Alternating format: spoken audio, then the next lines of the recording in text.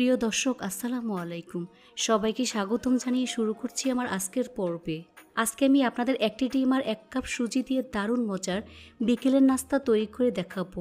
এই নাস্তাটি তৈরি করা খুবই সহজ, খুবই অল্প সময়ে অল্প উপকরণ দিয়ে দারুণ মজার এই নাস্তাটি খুব সহজে তৈরি করে নিতে পারবেন। খেতে কিন্তু অসম্ভব মজার হয়। একবার তৈরি করে খেলে বারবার এই নাস্তাটি তৈরি করে খাবেন। তো চলুন রেসিপিটি দেখে নিচ্ছি। এই রেসিপিটি তৈরি করার জন্য প্রথমে একটি মিক্সিং বলে একটি ডিম ভেঙে নিয়ে নিচ্ছি। সাথে 1/4 কাপ পরিমাণ চিনি দিয়ে দিচ্ছি। স্বাদ মতো লবণ অ্যাড করে দিচ্ছি। এখন সবগুলো উপকরণ খুব ভালো করে মিশিয়ে নেব। এখন হ্যান্ড বিটার দিয়ে ডিমটাকে খুব ভালো করে ফেটিয়ে নিতে হবে, যাতে করে এর মধ্যে কোনো প্রকার লাম্পস না থাকে। আর চিনি খুব ভালো করে গলিয়ে ডিমের সাথে মিশিয়ে নিতে হবে। এই কাজটা একটু সময় নিয়ে ধৈর্য ধরে করবেন। সম্পূর্ণ চিনি গলে যাওয়ার পর এর মধ্যে 1 কাপ পরিমাণ সুজি অল্প অল্প করে দিয়ে খুব ভালো করে মিশিয়ে নিচ্ছে। সুজিটা কিন্তু একবারে দেওয়া যাবে না, অল্প অল্প করে দিয়ে মিশিয়ে নিতে হবে। এখন এর মধ্যে 2 টেবিল চামচ পরিমাণ গুঁড়া দুধ অ্যাড করে দিচ্ছি।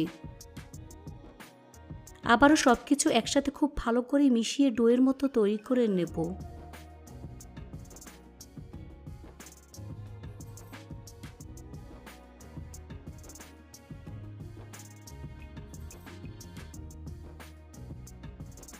এ পর্যায়ে হাত দিয়ে খুব ভালো করে মেখে নিচ্ছি।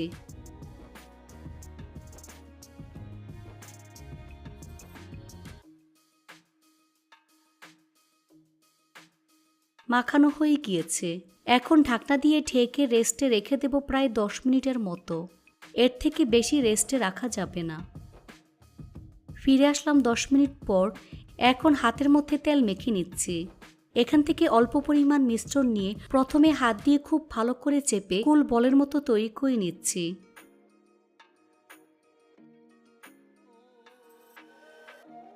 তারপর হাতের তালু দিয়ে চেপে চ্যাপটা করে বিস্কুটের মতো শেপ দিয়ে দিচ্ছি। তবে খুব বেশি পাতলা করা যাবে না, একটু মোটা রাখতে হবে। এই তো আমার একটি নাস্তা তৈরি হয়ে গিয়েছে। একইভাবে আরেকটি তৈরি করে আপনাদের দেখিয়ে দিচ্ছি।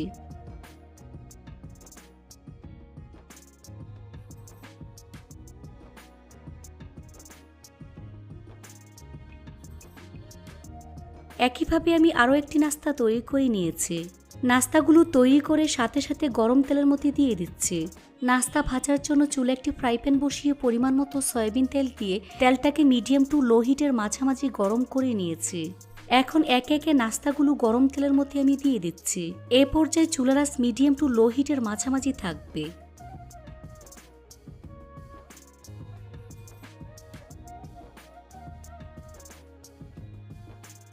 কিছুক্ষণ পর যখন দেখবে নাস্তাগুলো উপরে ভেসে উঠেছে, তখন এগুলোকে আমি উল্টে দিচ্ছি। তবে নাস্তাগুলো দেওয়ার সাথে সাথে নাড়াচাড়া করা যাবে না, তাহলে নাস্তাগুলো ভেঙে যাবে।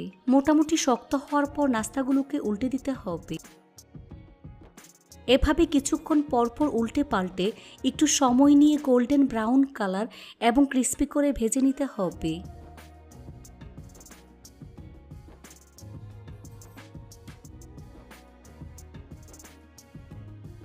তো আমার নাস্তাগুলো ভাজা হয়ে গিয়েছে।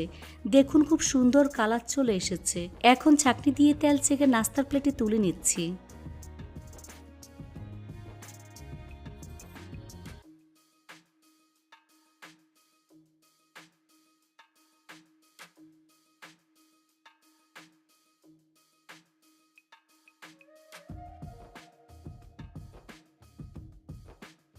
তারপর পরিবেশন করে আপনাদের দেখিয়ে দিচ্ছি। দেখুন আমার সুজির নাস্তাগুলো দেখতে মাশাআল্লাহ কতটা সুন্দর এবং কতটা লোভনীয় হয়েছে। খেতে কিন্তু অসম্ভব মজার হয়েছে। এভাবে একবার হলেও তৈরি করে দেখবেন। এই নাস্তাটা তৈরি করে 1 মাস পর্যন্ত রেখে খেতে পারবেন। আশা করছি আমার আজকের এই রেসিপিটি আপনাদের সবার কাছে অনেক বেশি ভালো লেগেছে। রেসিপিটি ভালো লাগলে অবশ্যই একটি লাইক দিয়ে দিবেন। ফ্রেন্ডস অ্যান্ড ফ্যামিলির সাথে বেশি করে শেয়ার করবেন। সবাই অনেক বেশি ভালো থাকবেন। আল্লাহ হাফেজ।